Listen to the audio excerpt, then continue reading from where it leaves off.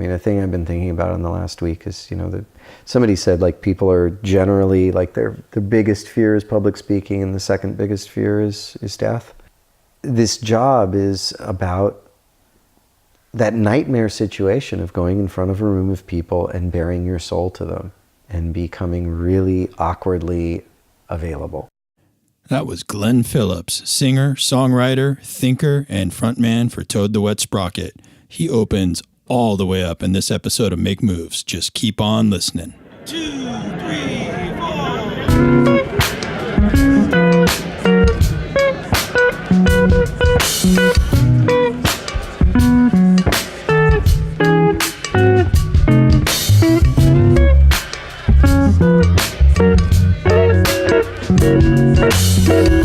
Hey there, podcast people. John here, and you are listening to Season 2, Episode 4 of Make Moves. In this episode, we have a chat with Glen Phillips. It is a wide-ranging, wide-open conversation. We get on topics of music, family, growing up, divorce, finding yourself in a creative community, mental health, and self-care. We even got onto topics about God and things of the spiritual realm. Glen did not hold anything back. It took a lot of courage to share the things that he shared. And I'd like to point out that this conversation you're about to hear was my first real conversation with Glen. I'd never really spoken with him before and at any depth. And he shared with me and really with us a lot of his really deepest thoughts on a lot of topics. I'm so thrilled with how this interview turned out. I think you all are going to get a great chance to look inside the mind of this creative guy. Normally, I play music for you about the midpoint of the show, but in this particular episode, the conversation is so dense and so interesting. As I was listening back and trying to edit, I realized I just could not make an interruption at the midpoint of the show. So about 40 minutes into this interview, I'm going to take a break that's closer to the back end of the interview than normal. And then about 10 minutes after that, I'm going to take another music break. So you're going to get some music. You'll actually get 2 chances to hear some music, but it's going to be a little bit later in the show. So I'll check in with you a little bit more than halfway through the show. Right now, I'm going to turn off my mic. You turn on your ears, and I'll see you on the other side. Hey, Glen, welcome to Make Moves. Hi, nice to be here. Glad to have you. This is the first Make Moves ever recorded in my house. It's lovely. Your dog is unique. He is unique. So you have a new album out, Swallowed by the New, yes? Yeah, it came out last year in the States, hopefully going to come out in the fall in Europe, so kind of spread out. But good. All right. I'd like to circle back to that, and I think in order to understand what that album means, we kind of understand your life a little bit. And so I'd like to go back to, I looked it up on Wikipedia, your birth, and sort of fast forward through your career and your life arc. Acceptable? Yes? Yeah, sure. Okay, great. So you were born actually a day before my wife in 1970. There you go. And if I'm understanding this correct, you were pretty heavy into music by your teenage years. More of a theater guy, okay, actually, but ran into Todd, the guitarist, through theater at San Marcos High School in Santa Barbara, and he had a car and lived about 3 blocks away from me. And he could play the riff from More Than a Feeling, which I thought was amazing. So I started hanging out at his house, and we started writing songs together. And so that was when I was 14. And the band probably happened more around 15. We had a couple of starts of different people, but always with Todd and I. And then got Randy and Dean in there, and off we went. And so Toad the Wet Sprocket is really up and running by around late 80s, 86? Yeah, 86 or so. Right. And at that point, between 86 and 90, you had, if I'm understanding this correct, a few albums out. You're starting to gain some indie credibility as, what you are, which is sort of a young band, getting growing exposure. At this point, you're not even old enough to buy a beer, though. No, we got signed when I was 18. So I got out of high school a couple years early, went to City College in Santa Barbara, and stuck around. I'd wanted to go out of town. I wanted to go to San Francisco and put that off for a year just because we were having fun with the band. We'd made one record and wanted to make another, and then got signed on Sony when I was 18 and we finished our first 2 records already. Okay. And then, so right around 91 is when the big Toad album started. Yeah, that was pounding, Fear. right? That was the first one for Columbia. And that was, I mean, that went platinum, and I think the next album went platinum. And it's like, this is in the middle of college radio heyday, and MTV is probably firing on all pistons at this point. Yeah, it was quite an era for the record companies because, I mean, it's almost the opposite of right now. People were still buying some vinyl.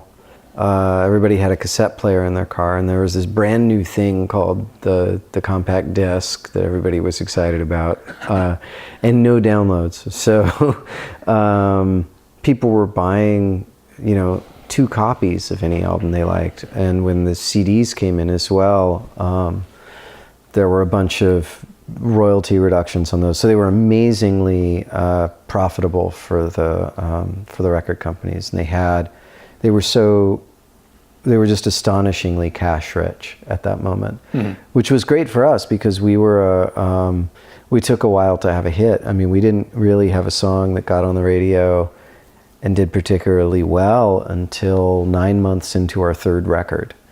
And the idea of that happening in this environment right now, like you have to have a hit, they're kind of back to how it was in the 50s or 60s. Like you put out your single, if the single does well, maybe your album will come out someday. Right. And we got, 3 years to go out on the road, build an audience, learn how to do this thing, and, get our feet wet. And so right around 98, I think, is where is break up the right word? Toad kind of breaks up, but I mean, yeah, Toad broke up. Yeah, so it broke up as a band. I guess from 98 to 2008, there's been various iterations of getting back together, some of which have led to albums in the last handful of years. Mm-hmm. So, I mean, that's productive. That's not just the reunion tour. That's actually getting back together and doing work. Yeah. But somewhere around, if correct me if I'm wrong, somewhere around 2001, you started to sort of emerge with a solo career, or has that always been there? But this is where it really started to take shape. Well, the songwriting was there. I actually found out that the band broke up, and I thought I was just going to get to keep making music, and I couldn't get a record deal, and I went into a massive depression, and went on tour because I was panicked and didn't know how to make a living, and so went on tour in the middle of that depression, and honestly drove away a lot of the audience who would have liked to hear me play because I was such a wreck. So it was, entitled and frightened and freaking out and pushing everybody away and then wondering why nobody was close to me. So I did a bunch of years of just serious self-sabotage. And took me a while to come out of the depression. And finally, Ethan Johns, I ran into him at Largo Club in Los Angeles.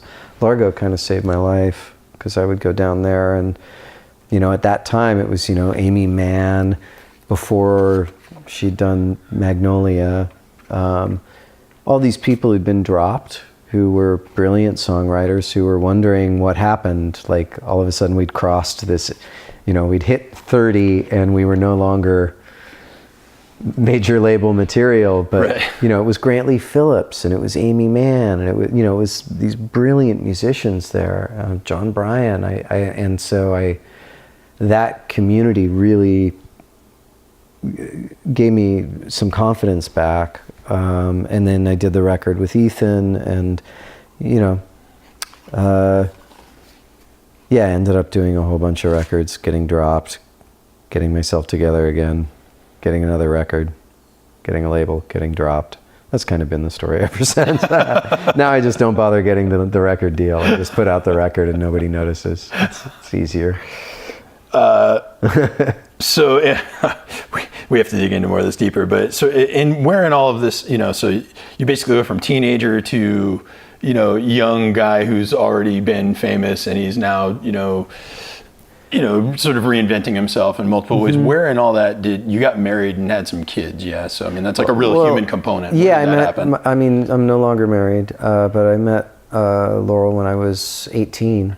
So we'd been together since before Toad started touring. We were together about 3 months and then Toad went on tour for 3 months. back when I was 18 years old, and got married when I was 23, started having kids at 25, and that marriage lasted 25 years. Well, the marriage was 23, the relationship, I guess, 25. Mm-hmm. And so, yeah, that was that chunk of life. Yeah, I was going to say, I was wondering, if any of that sort of changed, how you thought about, your career in music, but it sounds like you were pretty much married at the beginning of your career in music. It was all built around the same. Mm-hmm. I had a core of friends in town. Like I have amazing community here, and yeah, my kids grew up here in deep community. Just a stunning collection of people, and I think of my kids and how kind of balanced and happy they are, and I really credit that they had this multi-generational group of people around them, that they had many adults that they could turn to and trust and talk to, and they had, kids, good friends, both older and younger than them. They were taking care of littler kids. They were, and I think we're just wired for that. We're not supposed to be isolated in a little box of a home, and so that experience was great. We also didn't move to LA, and so I was never in the middle of my world and never getting that reinforcement of, professional musician. I would go on the road and would kind of work, and then I would come back, and there was no continuity between. I never managed to establish a continuity between my work life and my personal life. So I would come back here and feel very isolated and kind of purposeless. Yeah, having an artistic community around you, I think, is a really important thing as an artist. You need people to bounce off of, to get criticism from, to inspire you. People who are better than you, who push you in ways that are uncomfortable. And I would tend to come back here and just cocoon and try to make up for lost time with my family. Yeah. So I never really figured out how to do it, in all honesty. You mentioned something about having the artistic community around you. It's not that I think non-artists aren't capable of understanding other people's lives, but do you feel like that there's just a lot that you don't have to explain to the artistic community, whereas the rest of the world doesn't really understand? Yeah, well, like what your vulnerabilities are and all that. It's not even the vulnerabilities. I feel understood as a person, deeply understood as a person. It's more a matter of, I don't know, it's easy to pick, it's these other conversations. We listen to music differently, right? And so you go out and you hear your friend play in a band and you go like, holy crap, I've never heard anybody do that thing before. How does that work? And I will say, with the expertise, in the same way that if I were to, look over a surgeon's shoulder, and then if they just handed me the scalpel and said, "Here, you try for a bit, see how you do," I would kill somebody, right? And if you hand a non-musician an instrument, they can't make music with it. And if you hand a person who sometimes plays music when it's fun, they can do some things with it. But there's a 10,000 hours factor, and there is an expertise. If you've spent years and years on the road, there are subtleties. The way musicians talk about other musicians, we notice things in the way, both the way they play music, both the way they construct songs, the way they use their words, use their phrasing, the way they use banter between songs, the way they carry an audience and take the energy of a room. And that can be incredibly subtle stuff. And the conversation, the more you do it, the higher level the conversation gets. And so the people who've been on the road doing it for a long time develop really distinct skills. And so it's not to say that you can't have great musical conversations in Santa Barbara, or that there aren't really amazing musicians here. But comparing it to a Nashville or a Los Angeles, you have the highest level conversations going on in those other cities, and that is inspiring. And I realize I'm a person who left on his own historically can have a little trouble with a cold start. I mean, there's some people you drop into a cabin in the woods, and I mean, I'm considering moving to a cabin in the woods right now, but you know, when left in a vacuum, they just create all the time. And other people need a little more of a kickstart, need to be in the stream and need to be in the flow.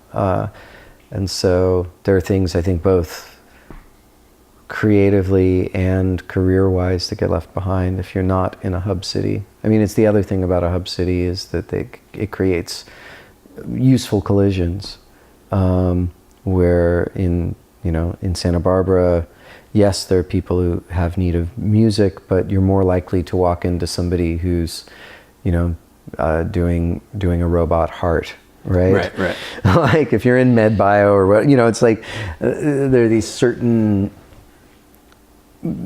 places where Santa Barbara is extremely fruitful, or if you were in the healing arts of any kind, in the more, yoga side of things or whatever, there's tons of psychology here that we got, throw a stone and you will hit a psychologist, right. Hopefully not in the head. But it's, whereas in Los Angeles, you go there and you hang out with somebody and they invite you over to write the next, I'm writing a song for this, this show, I'm doing this score, I'm doing this thing, come to this show, there's people playing, you want to sit in? There's just a lot more going on. Yeah.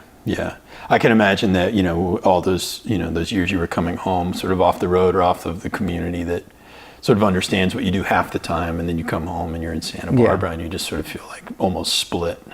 Yeah, I had a lot of trouble, so I would come home and get really depressed, which is kind of what, I would say at the end of the day, it was the breakup of the marriage was years of me either being physically gone or feeling like I had nothing to contribute.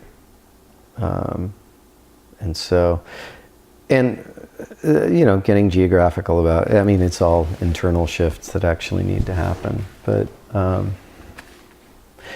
being famous young, especially if you're not a person who thought you should be famous or even really wanted to be famous, is a really bad thing to happen. Thrust upon you. Well, just because it gives you, I remember when I went to San Marcos, David Holmes was the theater teacher there, and it was his first year, and he said he came straight out of theater, straight out of college, and knew he wanted to be a teacher because all his friends were going to New York or LA, and he realized how hard they were going to have to work at selling themselves and at appearing and seeming all the time.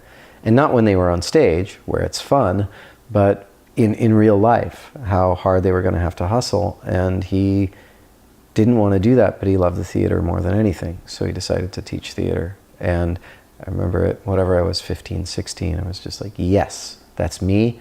I was planning on being a theater and music teacher. I loved social sciences. I loved sociology. I loved cultural anthropology. And I figured high school teaching was perfect, and I could talk about the things I was excited about. I could turn people on, make them, take young people and help them become more excited about life. And I wouldn't have to hustle and fight in that way. And then the band got signed, even through no fault of our own. We'd made these 2 records and, friend, we had a manager in town who, what was the deal? Gave it to somebody who gave it to somebody who gave it to somebody at ASCAP, the Performing Rights Association, who started dubbing off copies in their office and sending them to record companies. So when we got calls from record companies, we hadn't actually sent out a demo.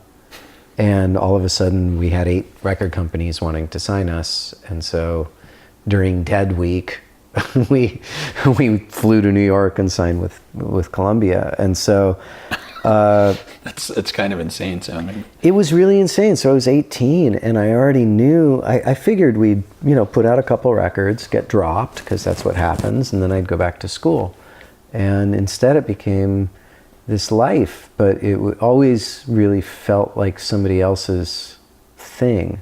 I never inhabited it. And so it's strange because that kind of fame and that kind of recognition is something that everybody aspires to, right? People think that it's going to heal them or complete them in a way.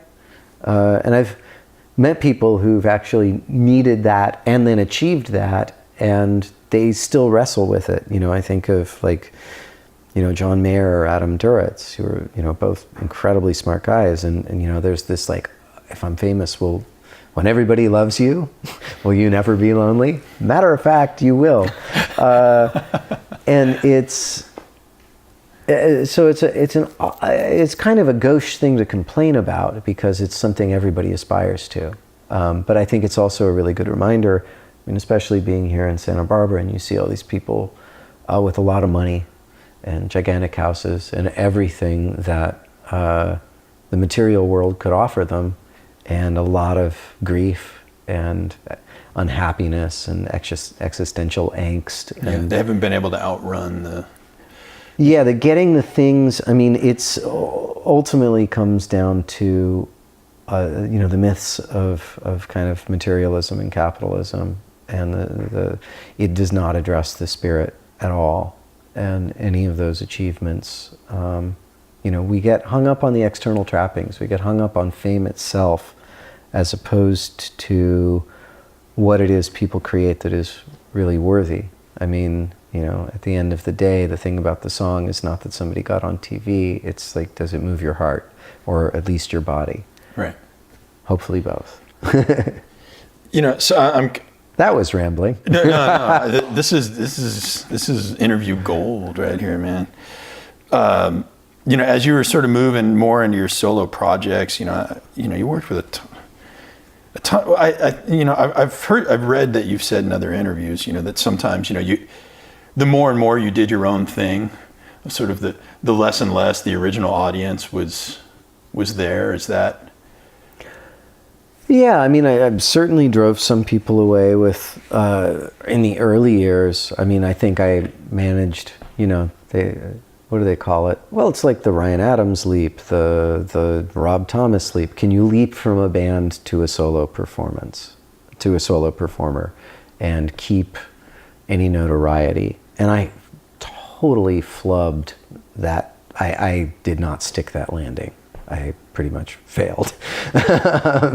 And well, so there's, I have a career, but it is certainly, I was never able to get back. You know, I had a brief, I guess Lost Highway was, you know, an indie version of a major label. And that didn't go so well.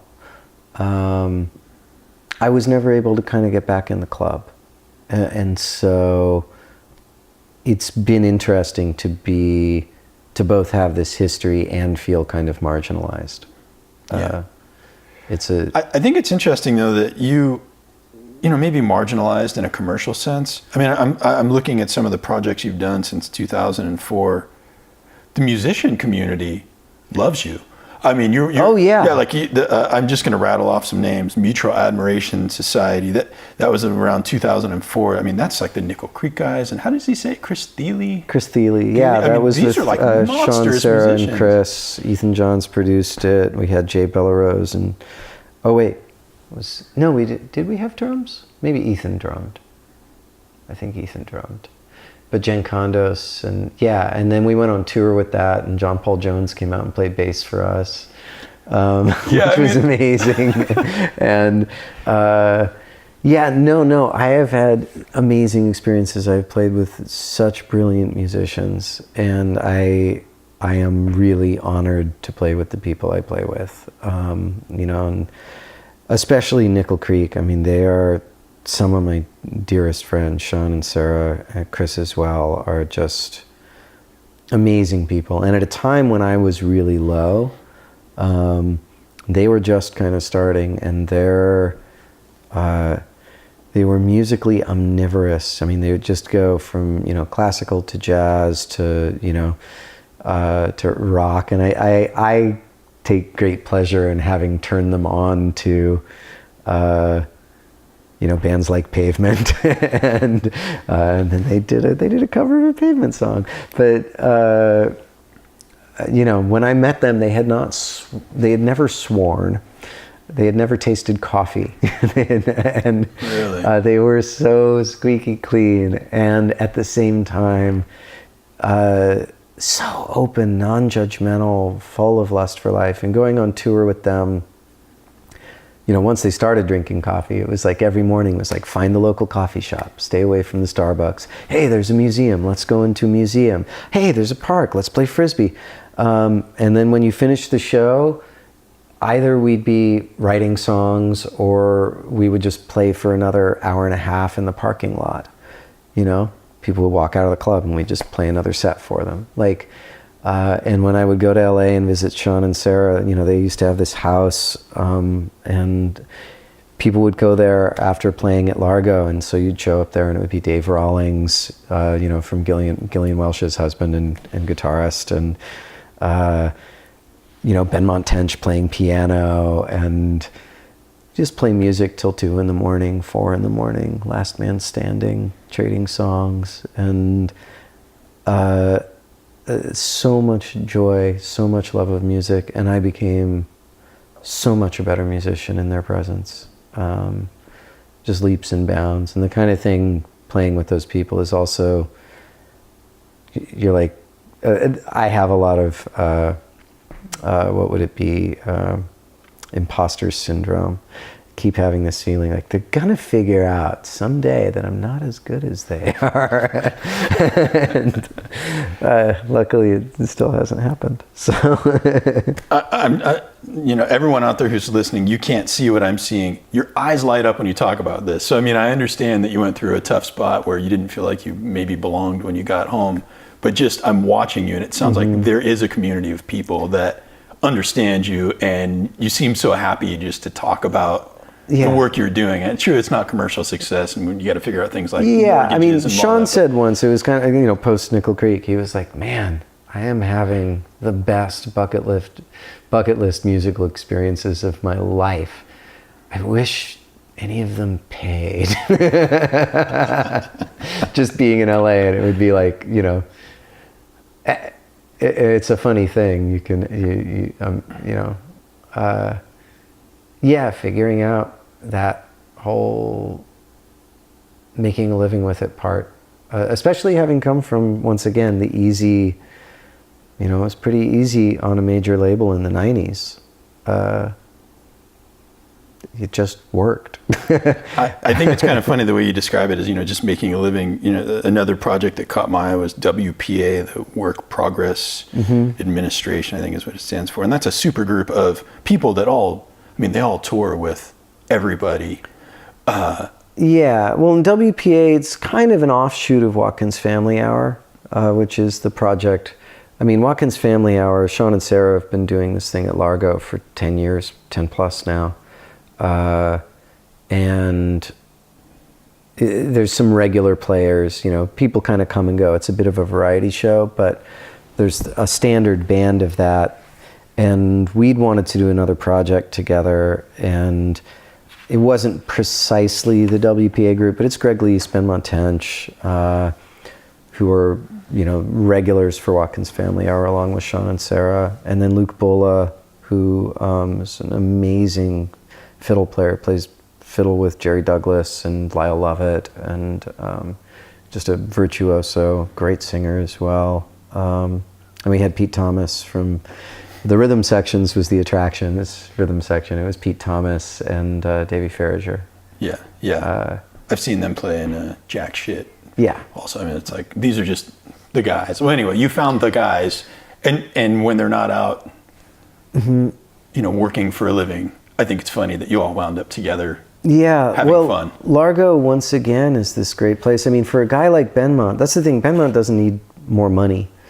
He gets, top flight sessions all the time. He plays with, he does it for joy. He was joking once that it's like, Alzheimer's prevention. You got to learn new things, and that playing with Sean and Sarah and learning how to play, what is bluegrass piano? Let me figure this thing out. and having to learn the new songs every week and keep himself on his toes. It's like, he does it for his soul, you know? And they're a bunch of really loving, amazing people.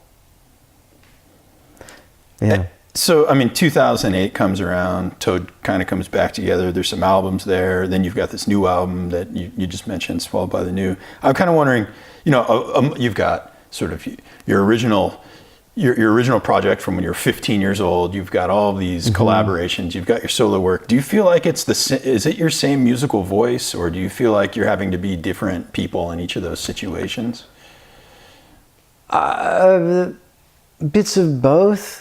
I mean, in your musical voice, you know, you don't sound like you sounded when you were 5, right? Yeah. So I think musical voice changes and evolves.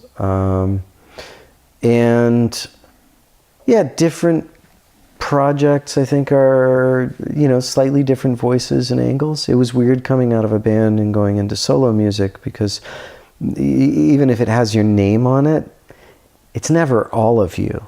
Right? You choose kind of an aspect of yourself and amplify that.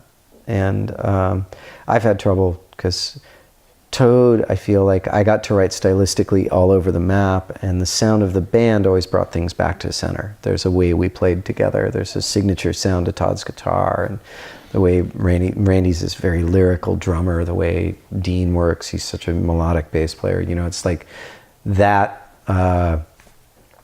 interaction was always going to pull songs to center. So I could write something that felt, you know, more like a hard driving rock song. I could write folk. I could, you know, it all kind of blended in. And on solo stuff, it was weird because I had to go, oh, who am I? Is it just, you know, and sometimes it's been just the last few songs I've written. And sometimes I've gone, okay, let's do big and pop, or let's do a small and grainy and hard to hear. And, because I love a lot of different sounds and music, and I haven't keyed in on this little bit that when I say Glen Phillips, that's what it's supposed to sound like, and I've realized I kind of should. So maybe at least for commercial reasons, or to, I mean, there's no harm in loving a lot of different stuff. No, there's no harm at all. And there's no harm in doing all kinds of crazy things. And there are people like Howie Gelb, you know, he's got 10 bands or whatever it is. And for me, it's more like settling in and doing stuff like that, where it's, you know, I have Remote Tree Children that I do with John Askew, who is a Santa Barbara guy, lives up in Portland now. And he, you know, we were learning Logic 9, this recording program, and we just sat in my garage and cut and pasted and programmed and played guitar and did this really weird, insanely nerdy record together. And so, you know, there's projects like that are just totally out there. I listen to that. It doesn't sound like it sounds like somewhat of a departure for you. Yeah, it was fun. It was pure nerd with no restraints. I mean, there's songs about gold farming, which isn't really a thing anymore. When people would play, you know, there are all these people in China playing World of Warcraft professionally. They would do repetitive tasks to get gold that they would sell to Americans for cash. And so, yeah, it was such a fun record to do. So I like that I can do aspects, or that I can do kind of themed records. The Secrets of the New Explorers record, which I also did with John Askew, you know, is all based on privatized space travel. And I was, you know, we were geeking out on, you know, SpaceX, that first project. And so I started reading about, you know, there's a song loosely based, I'm forgetting his first name. Is it James Bigelow? It's Bigelow from the Bigelow Tea Company. And he had bought like an abandoned project for these inflatable space stations. So you could have a large square footage inside, but something that would be an easy payload to take up, right? Fill it with gas and all of a sudden you have a pod that can, this modular space station idea. And he apparently is also a big SETI guy, and is, very into the idea of alien contact. So got to write a little song for him and about his dream of, inflating the pod and meeting the aliens. But it was, it's a lot of fun to let those other parts of my mind go, and especially to have a home for the nerdy bits.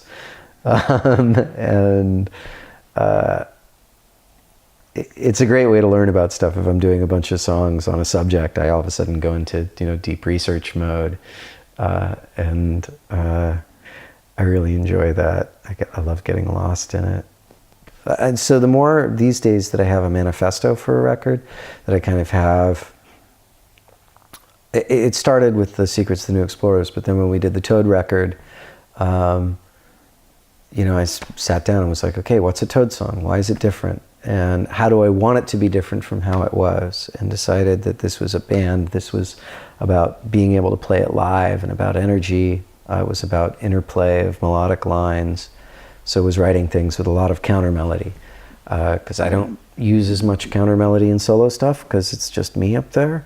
That's what Unless I can afford sing to two tour. notes at a time, yeah. Or afford a band. And so, it's things like that. Like, okay, great, lots of counter melody, tempo, and I wanted it to be not mopey. I decided, even if, I always write a little about the darkness, but that everything was going to be pushing towards the light, that I was not going to let myself shoegaze. I was always going to take whatever the subject matter was and push it towards the light. I wanted it to be an uplifting record. And so, and then the new record, which was, after divorce and after, in the middle actually of a huge life transition, which is still keeps rolling. And yeah, to deal with that, I'd been avoiding writing breakup songs and avoiding the subject matter, and was like, I'm going to do a happy, danceable album. And then I got involved in a writing group. Matt the Electrician does this thing. It's a game that Bob Schneider invented, but basically he sends out an email to a bunch of 17, 18 songwriters every week. He sends a title. And everybody needs to write a song with that title that utilizes that line, and then have it, send it back by the next week. And then there's another title. And I kept getting these titles that were things like Leaving Oldtown and Reconstructing the Diary. Held Up wasn't exactly a breakup song. But those titles were really instrumental in me, starting to write the material. Because some of those titles were they were the breakup songs I needed to write. Yeah, I was going to say the universe kind of intervened. You Leaving Oldtown, by the way, it's one of my favorite songs on the album. But it's beautiful, and it's got sadness, but it has hope in it, which is... It's got a little bit, it's cinematic. Yeah. And to me, that song is very much, that's a scene in a movie, It's this first person thing, but I always pictured that as this character. There's a lot of rain. But it's, once I started writing those songs, I'm like, okay, I gotta write that album, and I gotta write this album purposefully. And so there was a decision. I wasn't gonna be writing about relationships and he said, she said. I was gonna be writing about grief and transition and kind of what it takes to show up for difficult times. And so rather than reading a lot of books on divorce, I was reading, Pema Chodron and Mary Oliver and David White and Stephen Jenkinson and Martine Prechtel and people who were talking about, death and loss and transition. And that really was a lot of good fuel for me. Yeah, tell me about, this continuum of grief and praise. I thought that was a really interesting connection. Yeah, Martin Prechtel has this, there's a book based, he gave a talk that was just called Grief and Praise, and there's a book based on that called The Smell of Rain on Dust, and he talks about this Mayan concept. In the Mayan language, apparently, according to him, I don't speak Mayan, so I can't prove it, but he says grief and praise are the same word, and they are both this shared public expression of love in the face of inevitable loss. And so that grief is praising what you love and have lost, but praise is grieving what you love and will lose. And that concept really floored me. I walked around with that for quite a while, and knew I wanted to write a piece about it.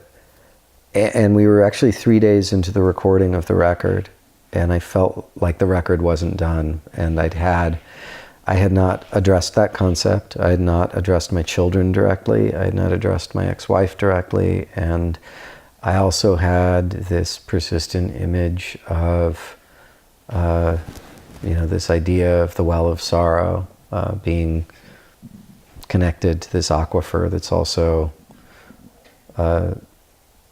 that the well of joy is connected. They come from the same place. That it's all about vulnerability. It's all about caring about things, and that water is essentially the same water, but coming through a different place. And I wanted to link those ideas together. So I had this laundry list of my unsaid, had to say on the record things, and I somehow managed to cram them all into the same song in a way that worked. It was very efficient of you, yeah. Yes, it was very efficient of me. But like I wrote that song and then we recorded it the next morning, and to me that's the cornerstone of the record. Yeah. As you're telling me this, and as I'm listening to some of your path and how you're wrestling with all this, I'm flashing back to when I was probably 14 or 15 years old. We're about the same age, so we were both about 14 or 15, and I remember really sort of being drawn to these melancholy songs, and these. There's a certain sadness where I could feel the palpable emotions that were in there. And at first I thought maybe I was just really depressed, or I wasn't sure what it was. And then as I learned more about music, I realized that there's sort of a harmonic opportunity in sad, there's a harmonic opportunity in minor, slower songs. They house so much beauty. They have an expressive potential that is just not in a lot of these upbeat songs. And then I realized, what if they didn't have to be sad? What if it wasn't really grief? What if it was actually praise? We're just seeing the beauty from another angle. And as you were telling me this, I actually had hope for myself that, maybe there's a way to cut through this music and be attracted to the things that you love without having to see it as some like binary of good and bad or sad or happy. It's not. I mean, that's one of David White's, my favorite David White quote is, that heartbreak is the inevitable byproduct of loving anything deeply. And the idea that we're supposed to be free from it, and that we just get to be happy all the time. I mean, and happiness is a weird. Happiness does not mean you're free from pain, does not mean you're free from seeing things how they are. I mean, there's happiness is understanding what it means and what it doesn't mean. It's a state of non-attachment, that even when the shit hits the fan, you don't get caught up in it, right? And so you can kind of maintain your dignity and your place and your understanding, your equanimity.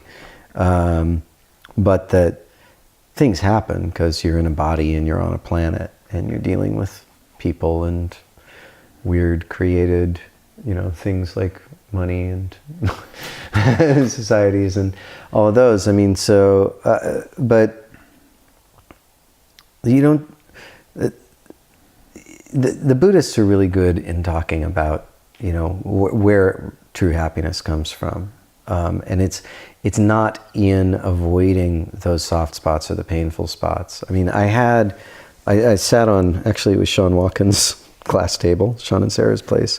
I sat on a glass table years ago and fell through it, and so severed the ulnar nerve in my left arm. So I'm like partially paralyzed in my left hand for the last 10 years.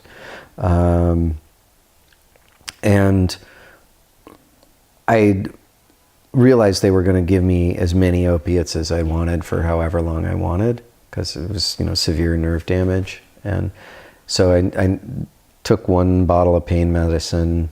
I took the one they gave me at the hospital after the surgery, and I never got a refill because I didn't want to detox. And so I had, a year and a half, 2 years of, really crazy nerve pain. And if you know anybody who's had nerve pain, I mean, I never understood how bad it was until I experienced it. I've had it. Yeah. And so, I never knew what it was until it was destroying me. Yeah. And so, I'd be walking around and suddenly my arm, it's like, oh, right now it's being dipped in flame. That's nice. I like flame is good. And then just breathe through that, and you go a little later and it's like being sliced with tiny knives. That's great. Like, it was never like, my wife at the time, she said, it's like, why do nerves never like randomly give you a handgasm? Like it's all pain. Yeah. Like, broken nerves. Why do they never say like, bunny fur? Like, they never do that. They always just hurt. But it was a great practice for me to have to breathe through that, to have to be present, to have to understand. I mean, it's a similar thing in Vipassana. If you've ever done like a 10-day Vipassana course, you're sitting for 11 hours a day roughly, and it hurts. It can really hurt. And to just be able to go like, it's not injuring me. It's going to pass. I can actually endure this. I can maintain myself through this experience, and I can keep my own balance regardless of this other thing that's happening. It's just input, and it's intense input, but it doesn't mean you have to get upset about it or internalize it, and almost more, the more you run away from it and try to avoid and go to a happy place, that's avoiding it. It's like more just actually seeing it for what it is and what it isn't, and not making stories about it that are either attachment or, detachment. I'm leaving Old Town with no direction, learning how to be alone, learning how to stand on my own 2 feet. This is the song Leaving Oldtown by Glen Phillips off his album Swallowed by the New. A recollection, hollow as a sparrow bone, mythic as the stories our parents told.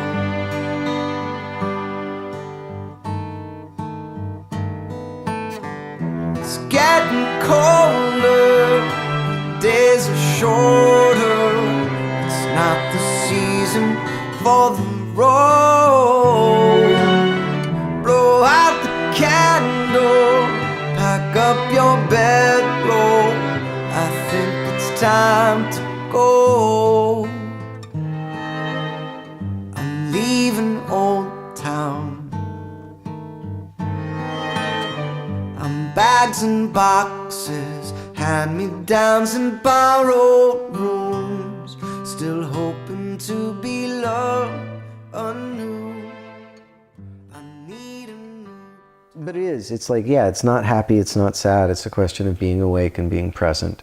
And as a person who suffers from depression, as a person whose mind, I just in the last week had just a massive bout of it, like coming back to Santa Barbara, trying to figure out housing, being really afraid because I have no model for living here and good self-care and a good work. I don't know what that looks like, and I don't know how to do it. I don't even know if I can really stay in town. I may need to go closer to a musical community. I don't know how I do this and take care of myself. And I'm not, after having so many years of feeling, I don't trust myself very much in terms of those decisions. And so I worry I'll commit to something and then it'll be wrong, but not committing to anything is really uncomfortable. So having just come out, I mean, it's that thing of when you're in the middle of deep depression, trying to maintain, waking up with just terrible thoughts in my head and, sitting there and going, okay, don't breathe. You gotta stop being where you are. And then the mind starts screaming again. And sometimes it gets deafening and you can't think of anything else, and having to just like push that stuff down, the unbidden terrible thoughts, and trying not to believe in them and trying to just figure out how to move them through you without letting them take you over. And yesterday, I woke up and I was able to meditate. I was able to go for a run. Friends I'm staying with, I was able to show up and sit down for breakfast with them, which I hadn't been able to do. And it's these bits of recovery and getting that it's cyclical. And I like to think someday my mind won't jump in those same things, but I've also been told, depression, if your brain is etched that way, you can manage it really well.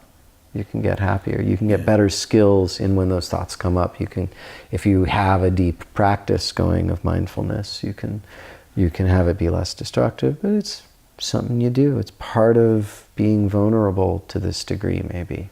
And it's, we'll see. Maybe it's not always the way I'll be wired, but it's an interesting thing to reckon with. So for me, the idea of the sad songs, I like my sad songs to have joy in them. For me, a sad song works if it leans towards the light, if it's not total devastation. It can't lean too hard towards the light. And in the same way, if there's a happy song, it's gotta have darkness in it, or it's just pointless. It's like, how when you take turmeric, it's not very bioavailable unless you add a fat or black pepper, or both. Anyway, same thing. It's like there's no bioavailability. You're able to metabolize it better if it's got... Yeah, if a song is just like dance, dance, dance, joy, joy, joy, happy, happy. Yeah. It doesn't really stick in you. That's interesting. If it's about if it contains that moment of humanity, which is that, it's contrast. That it's hard to be a human being, and we have these really universal experiences of loss and of grief. It's the price of caring, Yeah. And so when we're going through that, it's like, even if, and some people like to have their wallow, some people immediately need to get up and dance and do a thing, but I think that little piece of understanding that connects it to the other side is what makes those songs effective. It actually isn't on your most recent album, but as I was doing the deep dive and trying to, sort of listen to everything that you've done in your career so I could be fairly prepared for this, I found a song, I think you wrote it, Gabriel on, did you write that? And there's this bridge in there, and it's kind of like, sort of a melancholy beginning and ending, and all of a sudden there's this bridge that takes you somewhere else. And I don't even know what the song is about. I got so caught up in the beauty of this bridge. It's like this expanding sound. I was like, oh my God, I'm seeing the light or something. And then, you wind up on the other side of the bridge. And the bridge on that too is pretty devastating. It's actually, it's like, it soars musically, but it's like what is it? The church is broken, the priests are hardened. If these are your workers, then is all this good, this love, this earth forsaken? Yeah. And so I had to listen to 10 times. So it's kind of like I couldn't even get to the words. I was so caught up in this feels so big and even hopeful. In that, the big and hopeful part is kind of, I've always had a draw to, these days I'll just say God, but a deep issues with religion. and with this kind of idea of God as this anthropomorphic, angry father figure. It just doesn't somehow work with me in the context of, I don't know, I think of God as, like, for me, the idea is I am overwhelmed with awe and gratitude for existence, for the beauty of life, for the beauty of the human mind, for symmetry and Fibonacci sequences and the expanding, glorious universe and the wonders of physics and science and biology. It's like, this is a miraculous life we exist in. And the fact that we can perceive it and talk about it, like, it's such an incredible gift. And so I want to say thank you. And I don't need anything to exist on the other end of that thank you, but I want a direction. And for me, God is the direction that I say thank you to. And that's all it has to be, because I can't pretend to say, I don't know if there's an intent behind it or not. Doesn't seem like there was, actually, but doesn't mean there isn't, but how am I to know? And but yeah, was it a creation of, to me, those questions are kind of meaningless, because what is infinitely awe-inspiring and fascinating. And I want to praise what is. And so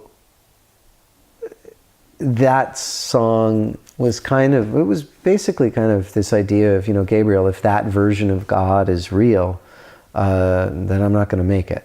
And so it's, I'm talking to Gabriel, listen, I'm one of the fallen, I'm not, and if faith alone is the way that we're accepted, then I fail. But the plea in that bridge,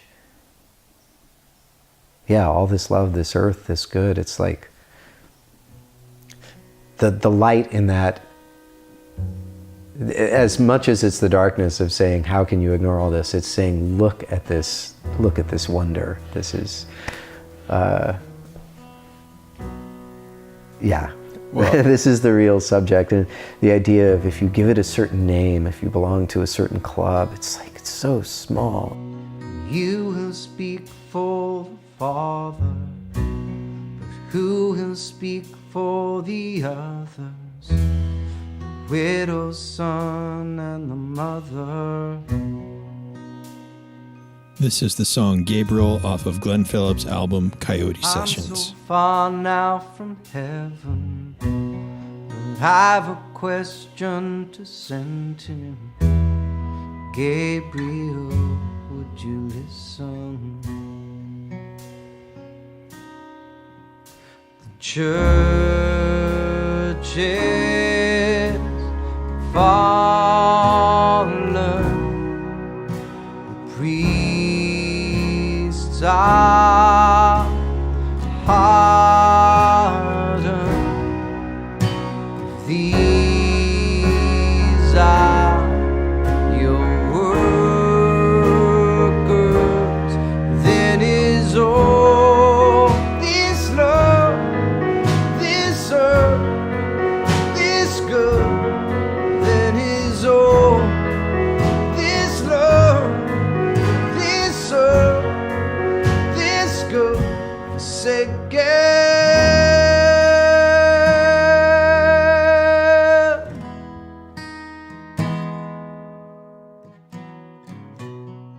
Gabriel. It's weird. If I go back to school, I don't know if I want to do theology, but I've been like holding on like this question to me of the monotheistic God, because it used to be like in a hunter-gatherer society, pre-agriculture. And I've been reading *Sapiens*, so I've been thinking about this again. But I thought of this like the week before I started reading *Sapiens*, and that book reinforced it a little. But when we were hunter-gatherers, you have your span of land that you inhabit. You're probably kind of running a circuit through it, right, year to year. And you are people.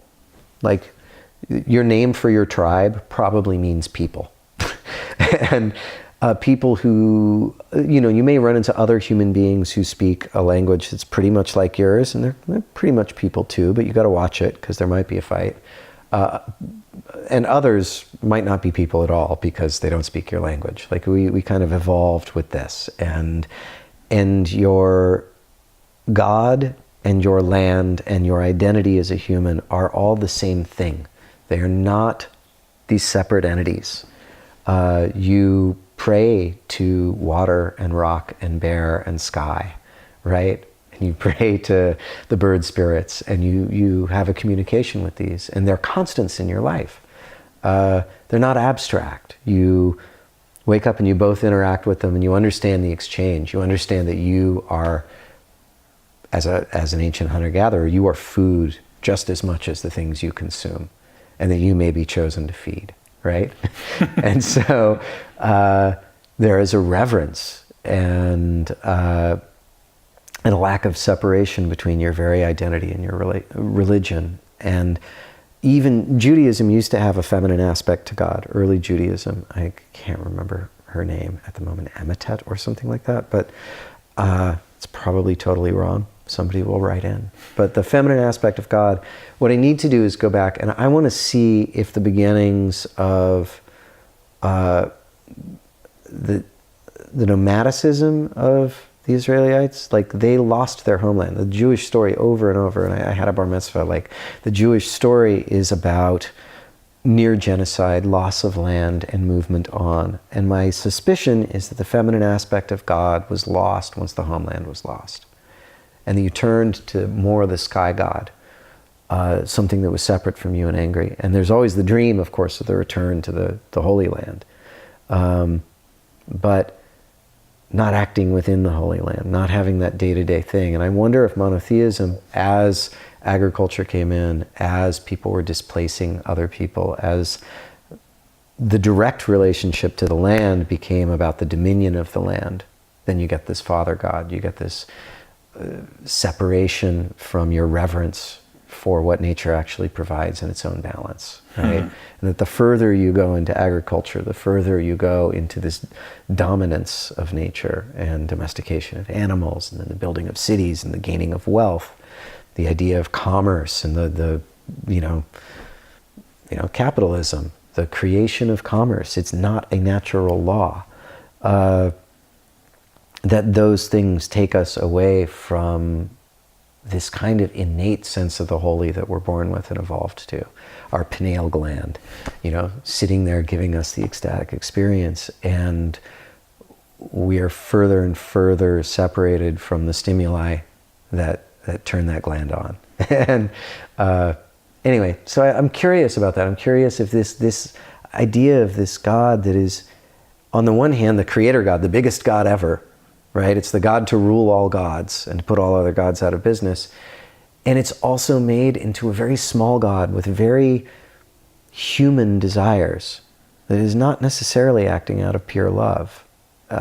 And so, who knows? I think you might be overgeared in the mind. I think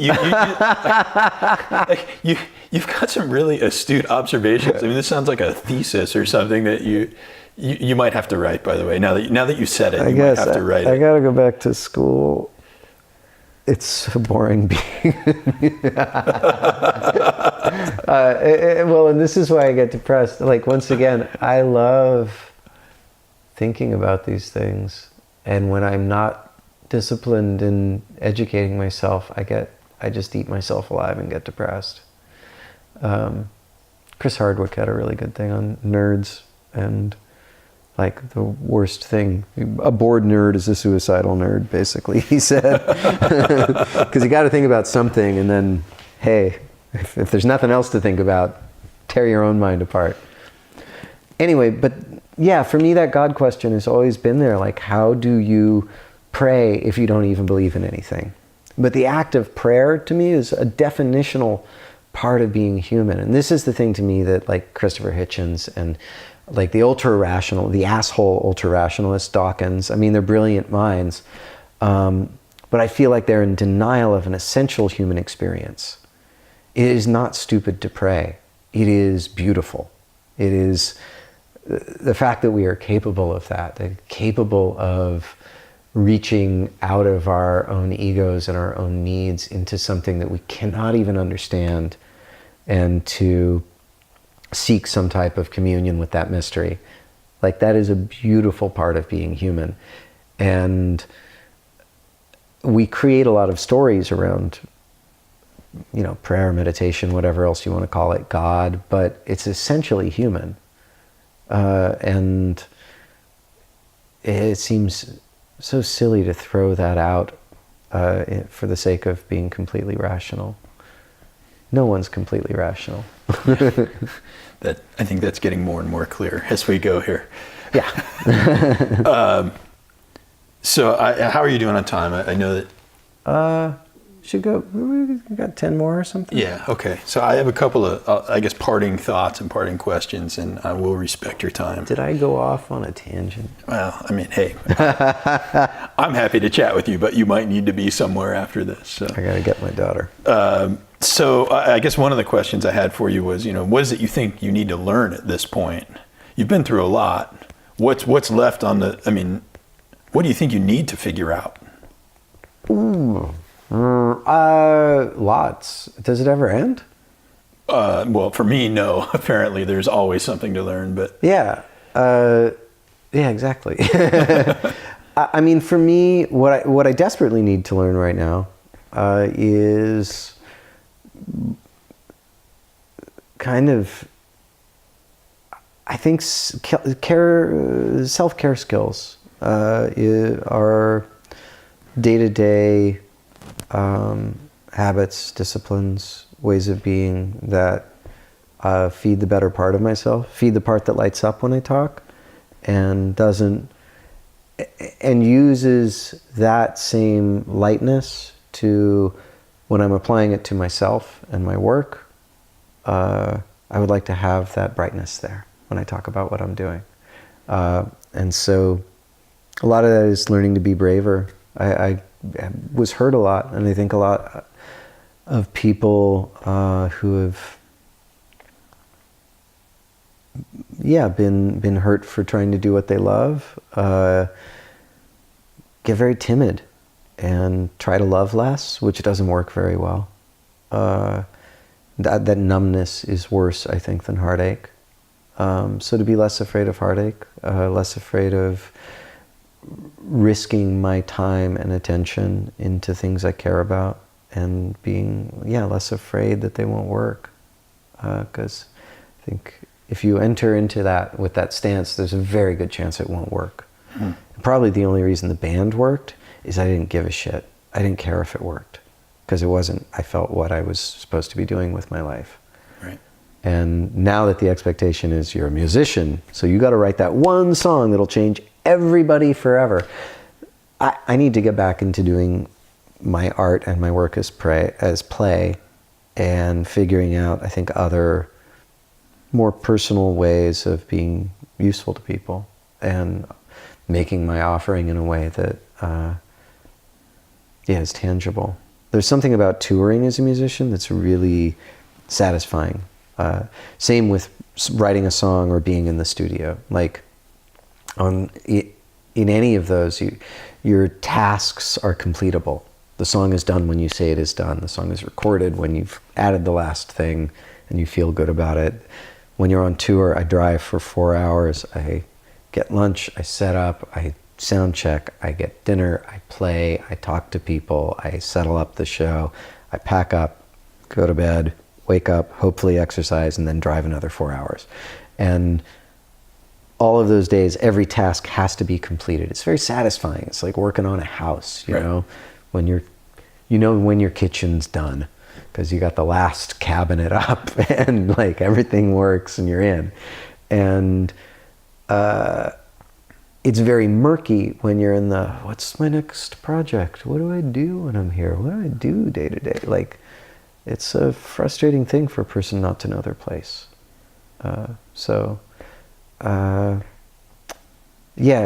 Skills and disciplines, small wins, you know. I really want to learn Spanish. I wanted to play piano. Came back here and started seeing a trainer because I've heard, you know, weight training is, number one, there are results that are tangible that you can feel, and also less depression, better sleep, better cognitive function. Yeah. So there's a lot of mental health issues in my family, and I'm learning that there's diet, there's sort of meditative states, there's exercise, and there is, you know, basically, like you said, there's a lot of, I don't want to say coping skills, I want to say life management skills that if you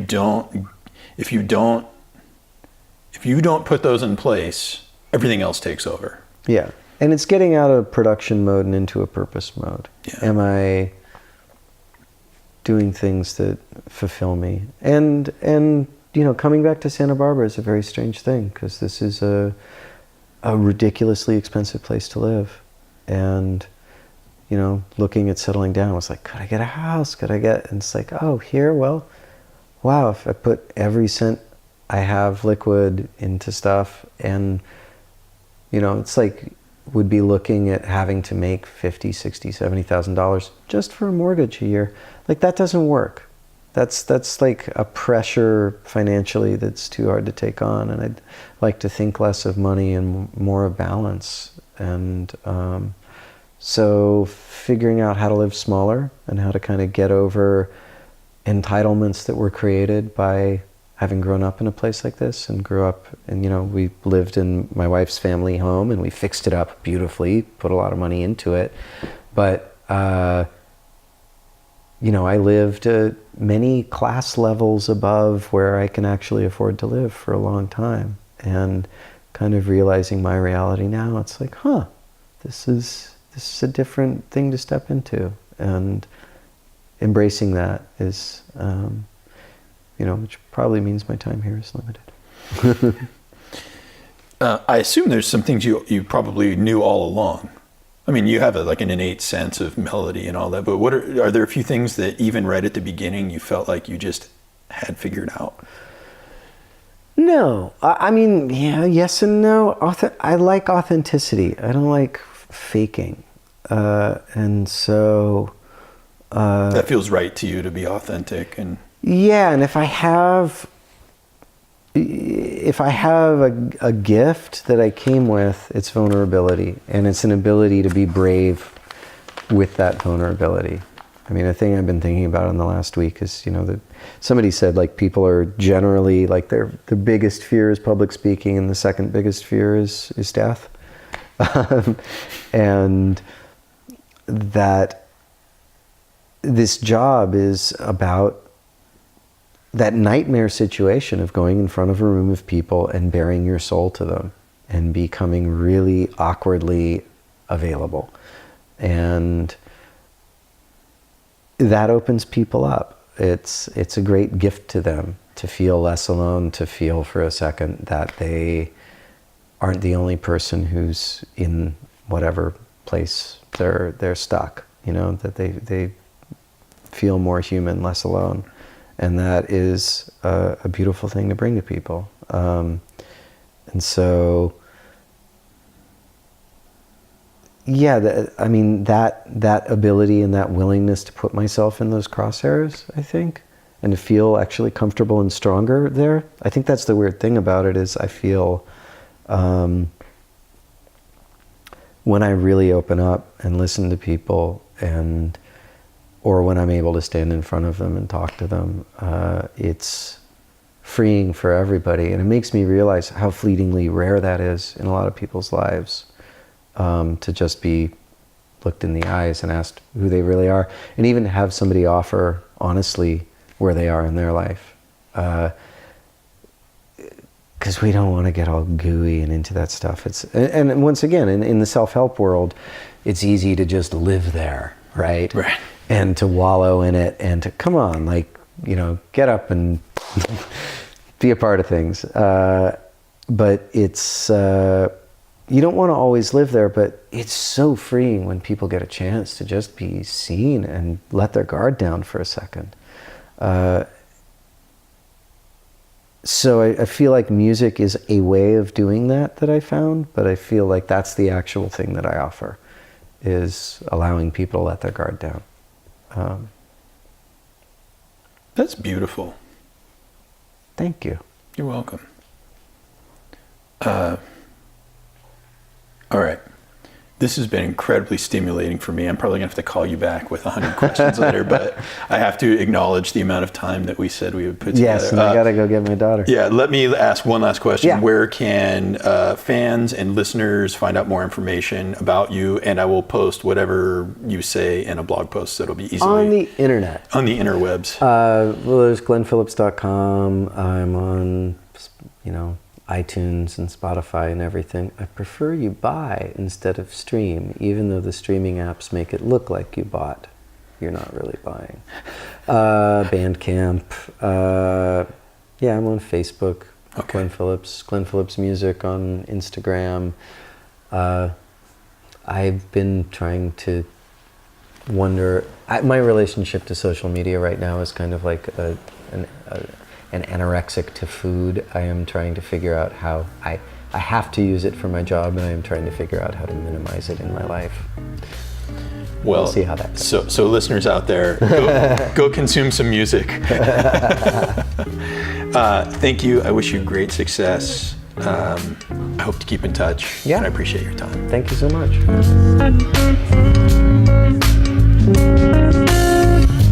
All right, there you have it. This episode is coming to a close.